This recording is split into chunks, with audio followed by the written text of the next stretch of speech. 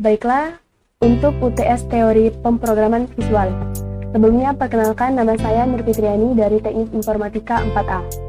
Dosen pembimbing M. Devian Saputra, Eskom, Politeknik Sekayu 2020-2021. Assalamualaikum warahmatullahi wabarakatuh.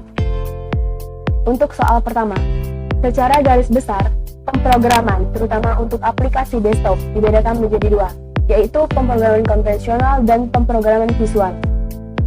Di sini saya akan menjelaskan pemrograman konvensional adalah perancangan program dimulai dari perencanaan, mendefinisikan tujuan program, menuliskan kode, dan langkah terakhir yaitu merancang keluaran. Kemudian untuk pemrograman visual yaitu yang pertama, perencanaan dan mendefinisikan tujuan program. Langkah berikutnya adalah merancang keluaran dan media hubungan dengan pemakai, dan langkah terakhir yaitu menuliskan kode program tersebut. Di sini kita bisa lihat perbedaan antara kedua pemrograman tersebut. Yang pertama yaitu pemrograman konvensional, langkah terakhir yaitu merancang keluaran. Jadi setelah kita merancang kode program, merancang definisikan tujuan program, jadi langkah terakhirnya itu merancang keluarannya atau tampilan. Nah, sedangkan untuk pemrograman visual, langkah terakhirnya yaitu membuat sebuah kode program. Jadi kita bisa lihat di sini perbedaan antara keduanya.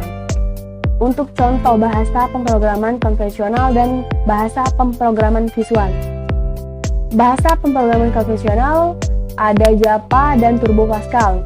Kemudian untuk pemrograman visual yaitu ada dua juga. Contohnya misalnya itu ada NetBeans dan Visual C++. Soal berikutnya yaitu perbedaan pemrograman konvensional dan pemrograman visual. Di sini sudah saya gambarkan perbedaan dan topik pembeda dari kedua pemrograman tersebut. Yang pertama kita lihat dari segi pemrograman mendukung konsep OOP. Kalau visual sudah mendukung, sedangkan konvensional belum.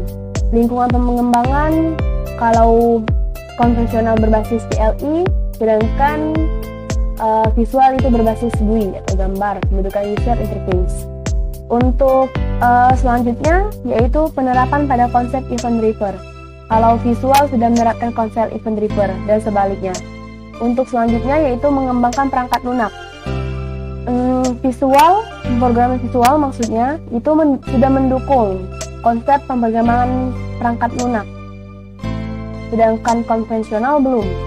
Untuk baris program, nah jadi di sini untuk baris program terlihat sekali ya perbedaannya. Untuk pemrograman visual itu lebih simpel daripada pemrograman konvensional.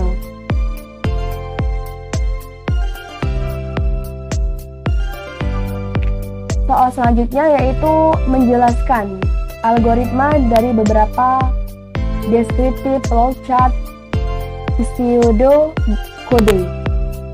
Di sini saya akan menjelaskan terlebih dahulu untuk deskriptif.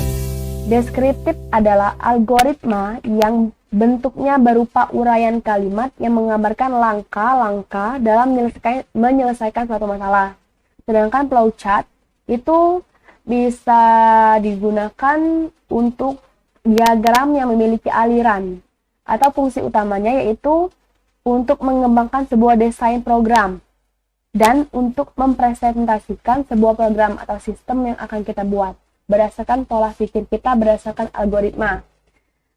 Di sini kemudian algoritma pseudo kode adalah kode atau tanda yang menyerupai pseudo atau merupakan penjelasan cara menyelesaikan suatu masalah yang sering digunakan oleh seseorang untuk menuliskan algoritma dari suatu permasalahan.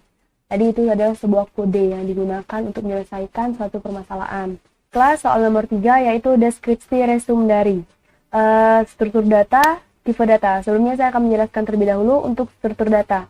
Jadi struktur data itu berupa diorganisasikan ke dalam penyimpanan yang diformat.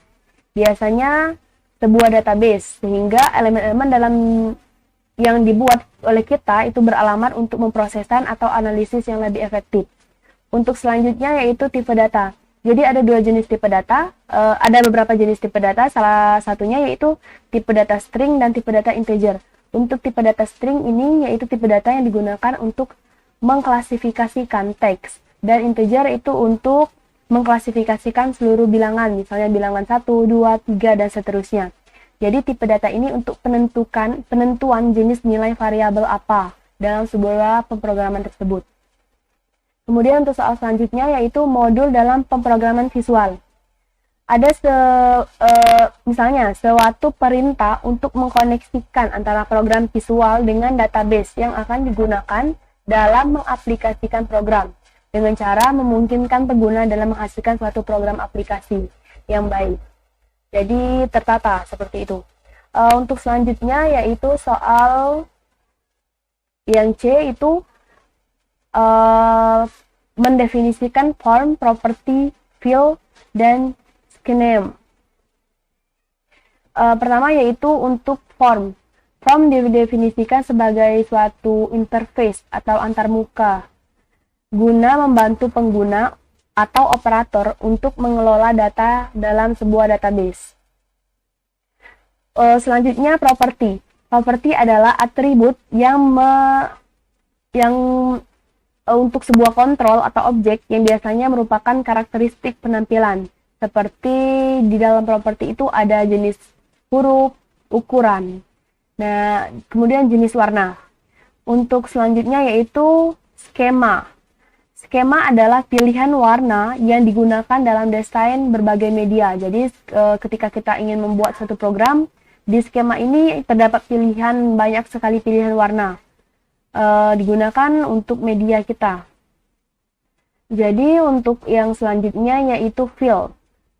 Field ini misalnya dalam sebuah tabel untuk mengisikan nama-nama data atau field yang diisikan. Misalnya dalam sebuah tabel itu ada nomor barang dan nama barang. Nah, atribut dari nomor barang dan nama barang ini disebut dengan field. Baiklah, itulah tadi penjelasan saya untuk teori UTS pemrograman visual. Dosen pembimbing M. Devian Saputra Eskom. Terima kasih, semoga bermanfaat untuk kita semua. Kepada Allah saya mohon ampun. Wassalamualaikum warahmatullahi wabarakatuh.